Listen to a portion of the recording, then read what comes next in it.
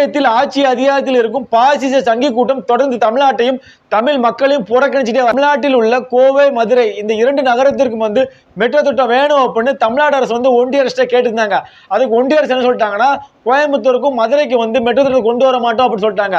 அதுக்கு என்ன விளக்கம் கொடுக்குறாங்கன்னா, ஒரு நகரத்துல குறைந்தது 20 லட்சத்துக்கு அதிகமான மக்கள் தொகை இருந்தால் மட்டும்தான் நாங்கள் வந்து மெட்ரோ திட்டத்தை அமல்படுத்தும் அப்படின்ட்டு ஒன்றிய பாசிச சங்கி கூட சொல்றது. இப்படியே பார்த்தாலும் கோயம்புத்தூர் மக்கள் தொகை எவ்வளவு பார்த்தோம்னா 21,51,000 பேர் அந்த நகரத்துல வாழ்றாங்க. அதுக்கு அடுத்து மதுரையில 15 லட்சம் பேர் வாழ்றாங்க. ஆனா ஒன்றிய பாசிச சங்கி கூட்டம் கோயம்புத்தூருக்கும் மதுரைக்கும் மெட்ரோ ரயில் திட்டத்தை தரமாட்டோம் அப்படின்ட்டு கையை விரிஷ்ட வகையில பாசிச சங்கி கூட்டம் ஒரு சில நகரத்துக்கு வந்து மெட்ரோ திட்டத்தை கொண்டு வந்திருக்காங்க. அது எந்தெந்த ஊர்னு பார்ப்போம். இந்தூர்ல மக்கள் தொகை எவ்வளவு பார்த்தோம்னா 19 லட்சம் தான். போபால் நகரத்தின் மக்கள் தொகை எவ்வளவு பார்த்தோம்னா 18 லட்சம். அதுக்கு அடுத்து மீரட் நகரத்தின் மக்கள் தொகை எவ்வளவு பார்த்தோம்னா 17 லட்சம். அதுக்கு அடுத்து ஆக்ரா நகரத்தின் மக்கள் தொகை பார்த்தோம்னா 16 லட்சம் தான். 20 லட்சத்துக்கும் குறைவான மக்கள் தொகை உள்ள நகரங்கள்ல பிஜேபி ஆட்சி பண்ணிச்சுன்னா அங்க வந்து மெட்ரோ திட்டத்தை கொண்டு வராங்க. ஆனா தமிழ்நாட்டில் வந்து கொண்டு வர மாட்டேங்காங்க. அது நம்ம கைகட்டி வேடிக்கை பார்க்கிறோம். ஆனா தமிழ்நாட்டில் வந்து எல்லாம் கேடு கட்டவங்க இருக்கிறாங்க. சொல்லப்போனா திமுக அதிமுக இதை பத்தி சும்மா மேற்பேச்சா பேசிட்டு போறத தவிர வந்து இது களத்தில் இறங்கி போட மாட்டேங்கிறாங்க. தொடர்ந்து வந்து ஒன்றிய பாசிச சங்கி கூட்டம் தமிழ்நாட்டையும் தமிழர்களும் புறக்கணிச்சுட்டு வராங்க. போனா நாங்க பாஜக எதிராக செயல்படுறோம், தமிழ்நாட்டில் பாஜக கால் விடக்கூடாது அப்படின்ட்டு மும்முரமா செயல்படுறோம் அப்படின்ட்டு வாய்கிலேயே யார் பேசுவா?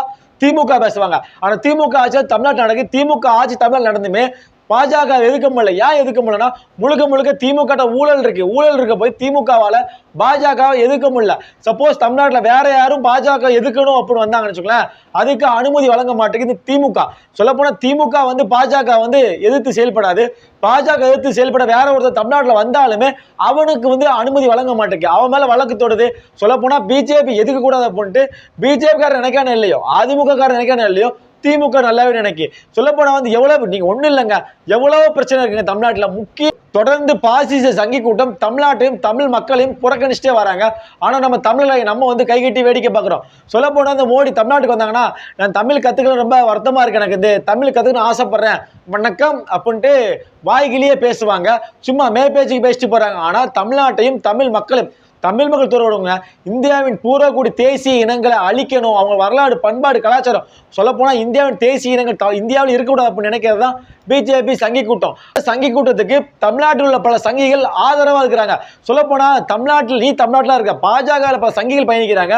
உன்னோட தாய்மொழி தமிழ், நீ எங்க பயணிக்கிற? தமிழ்நாட்டில் இருக்கிற. அப்போ உனக்கான நலத்திட்டங்களையும் உனக்கான உரிமையும் பிஜேபி சங்கி கூட்டம் கொடுக்க மாட்டேங்குது. உன்னோட தமிழ்நாட்டில் வெக்கம் இல்லாத, மானம் இல்லாத, சூடு இல்லாத கேடுகெட்ட பல மனிதர்கள் பிஜேபிக்கு ஆதரவு இருக்கிறாங்க. சொல்ல போனா உண்மையில அரசியல் தெளிவுள்ளவன், தமிழ் மீதும் தமிழ் மாநிலத்தின் மீதும் தமிழ்நாட்டு மக்களின் மீதும் பற்று உள்ளவன்